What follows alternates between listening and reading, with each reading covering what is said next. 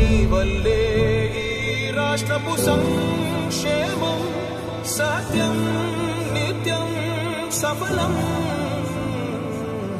జనగణ మంగళదాయకుడా ఘనమగు చరితల నాయకుడా పలుతరములు మము పరిపాలించర స్వామికుడా. నవయుగ మేధో సైనికుడా సమయము తెలియని సేవకుడా యువ నవ్యాంధ్రకు ప్రగతిని చూపర సాధకుడా వైతాళికుడా.